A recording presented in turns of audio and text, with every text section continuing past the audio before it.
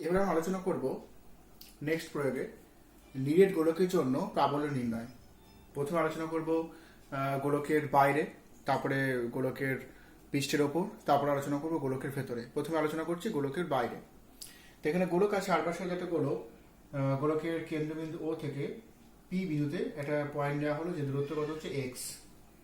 তা এখানে এই এক্স ব্যাসার্ধ নিয়ে একটা গাউসীয় বর্গতল কল্পনা করে নিতে হবে। এক্স ব্যাসার্ধে গাউসীয় বর্গতল কল্পনা করে নিতে হবে, তাই করে নেওয়া হয়েছে গাউসীয় বর্গতল। এই যে ডটের লাইনে দেখানো হয়েছে। পি বিন্দুর উপর একটা ক্ষুদ্র ক্ষেত্রফল ডিএস নেওয়া হলো, যেখানে ডিএস ভেক্টর এবং ই ভেক্টরের মধ্যবর্তী কোণ কত 0 ডিগ্রি, অর্থাৎ ই ভেক্টর এবং ডিএস ভেক্টর একই দিকে কাজ করছে। থিটা সমান কত 0 ডিগ্রি। এটা ক্লোজ ইন্টিগ্রেশন গাউসের উপর থেকে পাই, close integration E dot DS সমান কত হচ্ছে কিউ বাই এপসাইলন।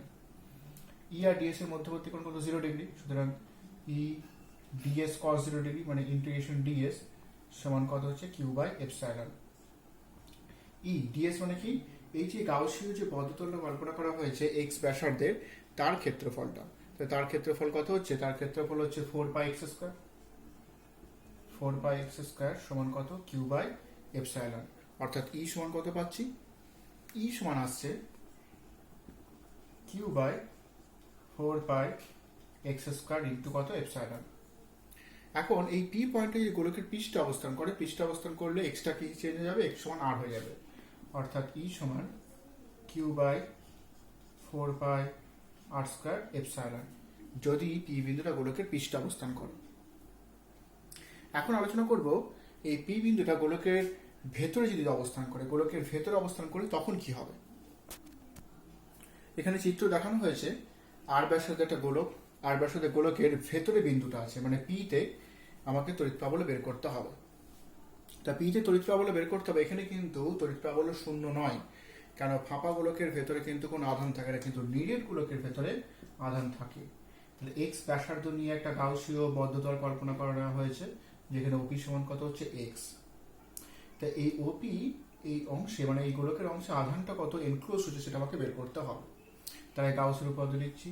এখানে ই এবং ডিএস এর কি 0 ডিগ্রি, মানে একই দিকে কাজ করছে। ই ভেক্টর এবং ডিএস ভেক্টর একই দিকে কাজ করছে, সুতরাং ই এবং ডিএস এর মধ্যবর্তী কোণ কত 0 degree. Close integration E dot DS সমান কত কিউ বাই এপসাইলন। এটা কিউ এনক্লোজড, মানে এই গাউসীয় বদ্ধতল দ্বারা পরিবেষ্টিত আধানটা। ক্লোজ ইন্টিগ্রেশন ই ডিএস cos 0 সমান কিউ এনক্লোজড বাই কত এপসাইলন নট। আমাকে বের করতে হবে ই এর মানটা।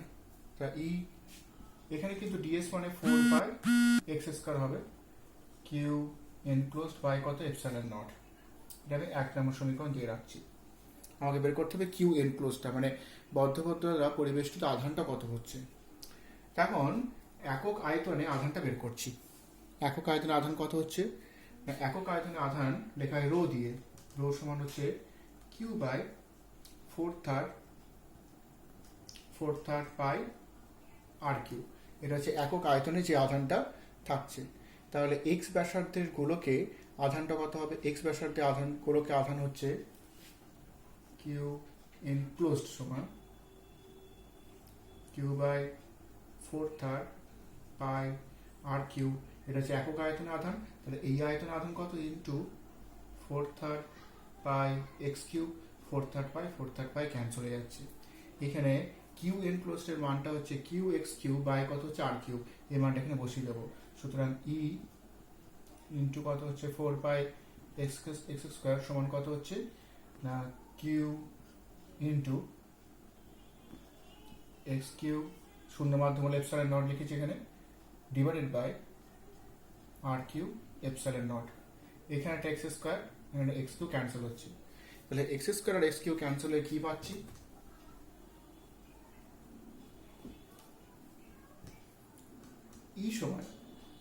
ই সমান Q x divided by 4 by epsilon naught R Q. তাহলে গোলকের ভেতরে তড়িৎ প্রাবল্য কত হচ্ছে, ই সমান Q x by 4 by epsilon naught R Q, যেটা ফাঁপা গোলকের ক্ষেত্রে 0 এসেছিল। এবার আলোচনা করছি নিরেট চোঙের ভেতরে কোনো বিন্দুতে তড়িৎ প্রাবল্য নির্ণয়। যদি ফাঁপা চোঙ হয়, ফাঁপা চোঙের ভেতরে কোনো আধান থাকে না, সুতরাং তড়িৎ প্রাবল্য শূন্য হয়।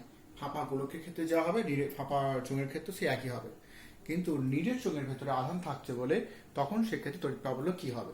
তো এখানে দেখতে পাচ্ছি নিরেট চোঙের অক্ষ থেকে ও থেকে ও বিন্দু থেকে আর এক্স দূরত্বে একটা বিন্দু নেওয়া হলো পি, যেখানে ওপি সমান কত হচ্ছে এক্স, আর নিরেট চোঙের ব্যাসার্ধ কত স্মল আর। এবার এই পি বিন্দুতে একটা ক্ষুদ্র ক্ষেত্রফল কত নেওয়া হয়েছে, ডিএস নেওয়া হয়েছে, যেখানে ই এবং ডিএস একই অভিমুখে কাজ করছে, অর্থাৎ গাউসীয় সূত্র অনুসারে ই ডট ডিএস সমান কত হচ্ছে কিউ বাই এপসাইলন জিরো শূন্য মাধ্যমের ক্ষেত্রে। ই ডিএস কস 0 ডিগ্রি, ই ডিএস কস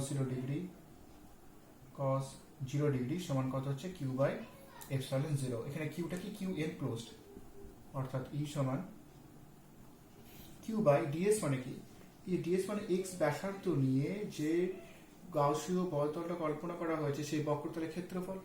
বক্রতলের ক্ষেত্রফল কত হবে, 2 pi x L, 2 pi x L epsilon nought. আমাকে বের করতে হবে কিউটা।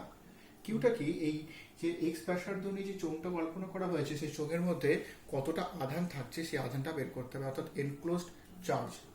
কিউ এনক্লোজড বের করব। এখন পুরো ক্ষেত্রফল, পুরো আয়তন কত, চোঙের আয়তন হয় পাই আর স্কয়ার এল, একক আয়তনে চার্জ কত, রো সমান কিউ, এটা কিউ এনক্লোজ দিচ্ছি, তাহলে এখানে কিউ লিখতে পারবো Q by pi R square L. তাহলে এই যে pi R square Q by pi R square L হলো একক আয়তনে চার্জ। তাহলে এই আয়তনে, এই যে এক্স আয়তনে যে চোঙটা নিচে এক্স ব্যাসার্ধ নিয়ে সেখানে চার্জ কত, সেখানে চার্জ কিউ এনক্লোজ সমান Q into pi x square L by pi R square L, L L cancel, pi pi cancel, Q x square by কত হচ্ছে আর স্কয়ার হবে, কিউ এনক্লোজের মানটা বসিয়ে দিচ্ছি, Q x square by 2 pi x L epsilon naught দুটো R square. এখানে একটা x cancel হয়ে যাচ্ছে, এক্স ক্যান্সেল হলে কি থাকছে, সমান দিয়ে Q x by 2 pi L epsilon naught R square. তাই চোঙের ভেতরে তড়িৎ প্রাবল্য ই সমান কত পেলাম, Q x by 2 pi L epsilon naught R square.